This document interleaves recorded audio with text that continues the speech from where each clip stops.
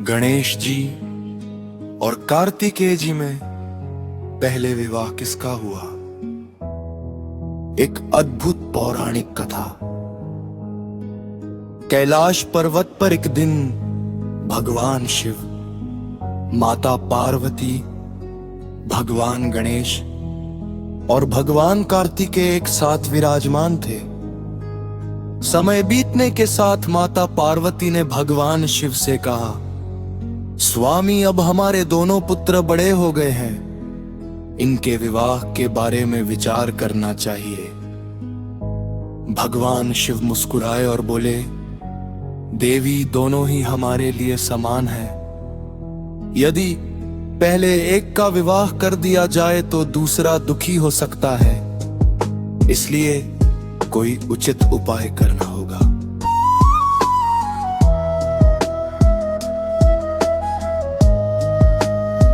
भगवान शिव ने दोनों पुत्रों को बुलाया।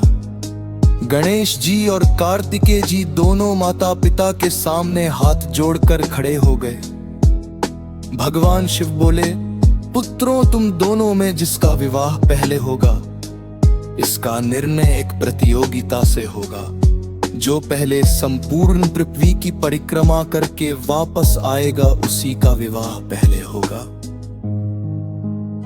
यह सुनते ही भगवान कार्तिकेय अपने तेज वाहन मोर पर बैठकर तुरंत पृथ्वी की परिक्रमा के लिए निकल पड़े। उधर भगवान गणेश अपने छोटे वाहन मूषक को देखकर सोचने लगे, मेरा वाहन तो बहुत छोटा है। यदि मैं पृथ्वी की परिक्रमा करने निकलूंगा तो बहुत देर हो जाएगी।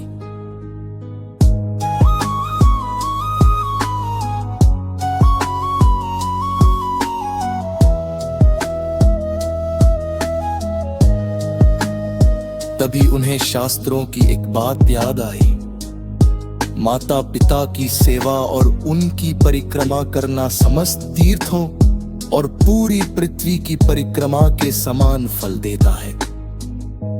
भगवान गणेश ने भगवान शिव और माता पार्वती को एक आसन पर बैठाया। फिर उन्होंने अत्यंत श्रद्धा और प्रेम से उनकी 7 बार परिक्रमा की। परिक्रमा पूरी करने के बाद उन्होंने हाथ जोड़कर कहा, पिताश्री, माताश्री, मेरे लिए आप ही समस्त संसार है। आपके चरणों में ही सभी तीर्थ और सभी लोक बसते हैं। इसलिए मैंने आपकी परिक्रमा करके संपूर्ण पृथ्वी की परिक्रमा का पुण्य प्राप्त कर लिया। भगवान शिव और माता पार्वती अत्यंत प्रसन्न हुए।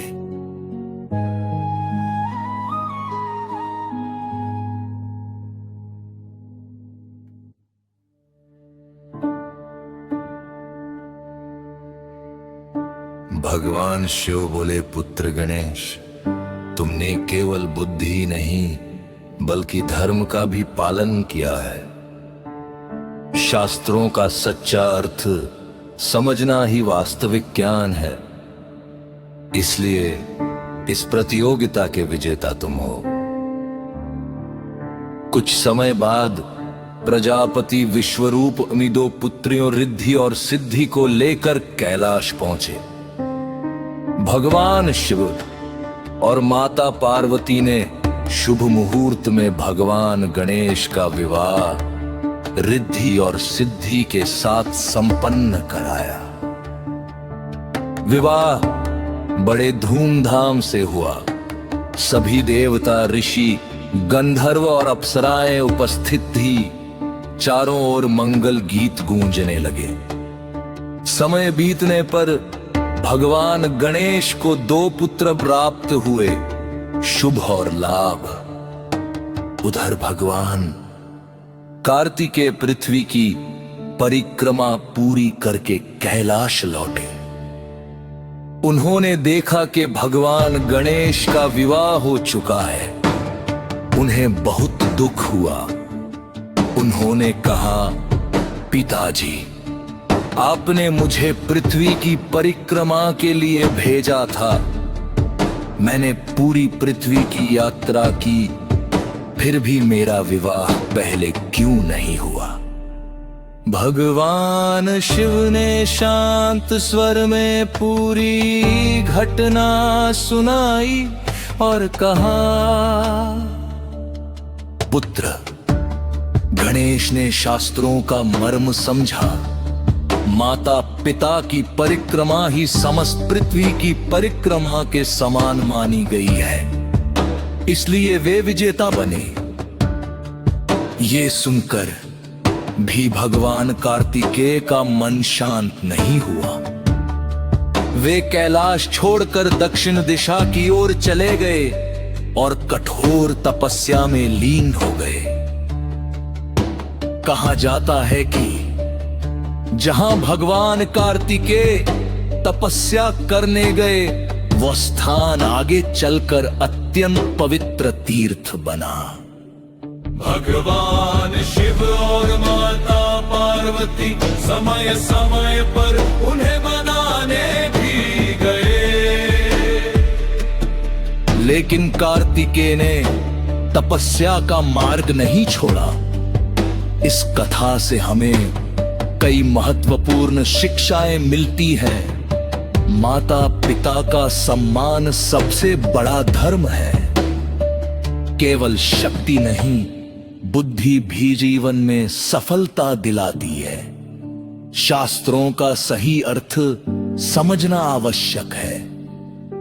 अहंकार से नहीं, विनम्रता से विजय मिलती है। भगवान गणेश इसलिए प्रथम पूज्य कहलाते हैं, क्योंकि उन्होंने बुद्धि, श्रद्धा और धर्म का श्रेष्ठ उदाहरण प्रस्तुत किया। इसी कारण आज भी किसी भी शुभ कार्य, पूजा, यज्ञ, विवाह या नए कार्य की शुरुआत श्री गणेश के नाम से की जाती है।